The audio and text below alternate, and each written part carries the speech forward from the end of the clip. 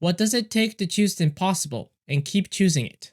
Every mission is a question, a dare, not just of skill, but of belief, belief in people, belief in purpose, and most dangerously, belief that one life, even one, is worth the risk. From the very beginning, the Mission Impossible franchise wasn't just about masks, gadgets, codes, or global espionage. It was about what happens when one man is tasked to carry the weight of the world in silence over and over again. And it was about what you sacrifice when you choose to live in the shadows for the sake of others. And at the heart of it all is Ethan Hunt, not just an agent, but a man shaped by consequences. He doesn't just accept danger, he walks into it knowing full well the cost. Each film raises the stakes. Each mission strips away certainty, yet still he runs towards the fire. Because when the system fails and no one else is left to act, Ethan Hunt does. So how far would you go to protect the world that may never know your name? If you're new here, make sure to hit the subscribe button and check out my other videos after this one. And now, without further ado, let's explore the Mission Impossible franchise. Chapter 1: The Extremes of Stunts. Ever since its inception, the Mission Impossible franchise has taken the concept of stunts to the extreme.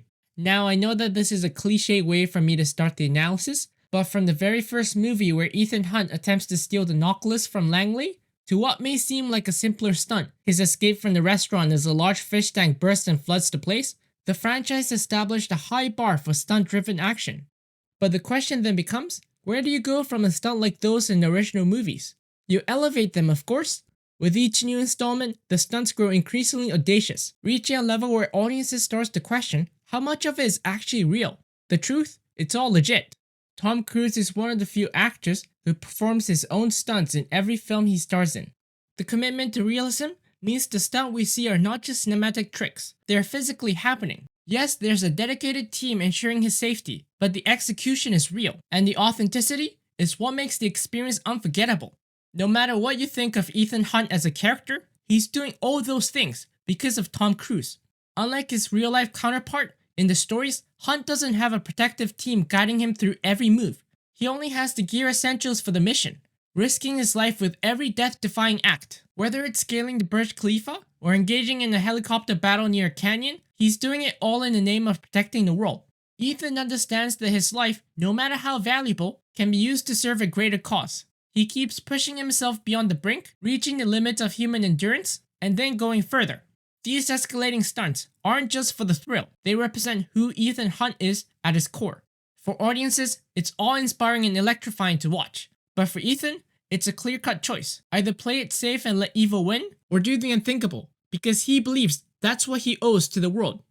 Chapter 2: The Importance of the One Life. How important is a life when you have to choose between saving millions of people over that single person? Compared to other agents working at the IMF, Ethan is wired differently. He cares about saving that single person even if it complicates the process of saving the millions. He's a man who forges close connections, and those he bonds with, like Luther and Benji, means almost everything to him. He will defy every order and risk massive repercussions if it means saving the one he is close to. But it's not just about personal ties. Ethan will risk everything to save even a stranger, because to him, the value of a single life is never expendable. Each person has their own story, and Ethan will try his damnedest to save them before considering sacrificing them for the greater good. His actions are carried out through a moral lens of his own. It's not the opinion of a bureaucracy that guides him, but his own internal compass. Others often fail to understand this belief in the value of a single life, yet it's precisely this conviction that makes Ethan such an exceptional agent.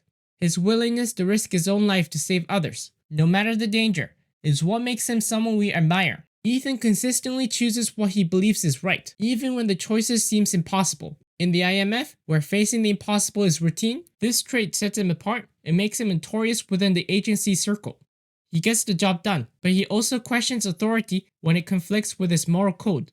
And when bureaucracy or government fails to make the human choices, Ethan takes the responsibility upon himself. Every time, it's up to him to make the right decisions. Chapter 3: Bureaucracy Compromised. What is good? What is bad, and what is necessary? The people who work at the IMF, whether analysts or field agents, operate within these three moral coordinates. Unlike most governmental agencies, they are given true autonomy. Each individual acts from personal conviction, guided by a consciousness that must weigh not just the rules, but the deeper consequences of their actions. In a world where bureaucracy is often compromised, the IMF stands out, not because it's flawless, but because it entrusts its agents with moral responsibilities. Sure, mistakes are made and rules are bent, but the essential difference is that these agents are not shielded by red tape. They're expected to make real decisions, even when the right path isn't clear. They're not paper pushers obeying chain of command directives. They're trained to be moral anchors in an unstable system, and more often than not, when Ethan Hunt or another operative is called into action, it's because someone else in power has already failed. The IMF doesn't just intervene, it steps into the aftermath, assigned with correcting what others allowed to unravel. Through their responsibility, they come to see the world as it truly is, shaped by a flawed system and fragile ethics. What's necessary can't always be measured by conventional standards of good or bad. This is why the phrase, "should you choose to accept," carries weight. It's not an order, it's a moral challenge. It acknowledges the need for judgment and the burden that comes with it.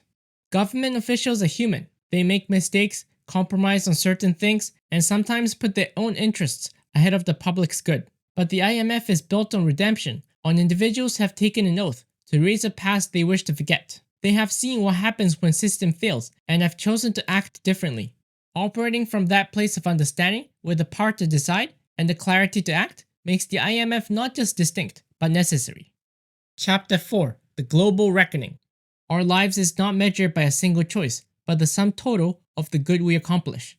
Yet when these moments come, can we truly pinpoint them and say, this is the reckoning? The choice Ethan has made in each mission and the path he's taken have led him to make unending compromises, believing his moral compass outweighs the judgment of those issuing the commands. Unlike many, Ethan has faced numerous reckonings. Each mission we witness and every risk he takes serves as a constant reminder that his unseen efforts have protected those closest to him and countless others he has never met. However, each reckoning carries a price. Ethan, a man who takes calculated risks to save not only millions of lives but also the single life, has made mistakes. Even if he doesn't realize it at the time, those past mistakes follows him. His relentless drive to be the moral guardian against world-ending threats has led to unforeseen and harsh consequences. From his first mission breaking into the CIA vault for the knock list, to retrieving the rabbit's foot, each of these choices now stands more than mere choices, but a prologue towards his final reckoning. This final reckoning isn't just another covert operation. While he still moves in the shadows, his actions are now being observed by those with the leverage to influence its outcome. It's no longer just his burden. The global reckoning he feared has begun. Yet through years of experience, Ethan's team, and we as the audience, know that if anyone should bear the weight of this decision, it's the man who has always pulled off the impossible. In a race against time to stop the entity from causing global extinction, Ethan must carry the weight of the world. At the same time, he must accept that part of this crisis is his own responsibility. With powerful forces vying to control the entity, not to destroy it, Ethan faces the sombering truth that he might be the only person in the world who could be entrusted with dealing with such an advanced AI system, as his allies are few, and he knows that losses ahead will be unavoidable. And yet even after all the mistakes he has made, it is this decision that makes him understand that the choices he has made has all been in service of upholding the choice he has made so long ago. The one mistake that has led him to join the IMF, the one where his past is erased and his life as a spy began. His stunts, mistakes, and the constant need to disobey orders have been necessary for him because he knows that in order to continue protecting the world from threats like the entity, he's going to have to continue doing all these things to protect the people from the shadows and honor the people he has lost. Because in a world that may never know his name or his sacrifice, Ethan Hunt still chooses to carry the burden, so the rest of us don't have to. Thank you for watching this video. If you liked it, leave a like, subscribe if you're new, and I'll see you soon in the next review episode.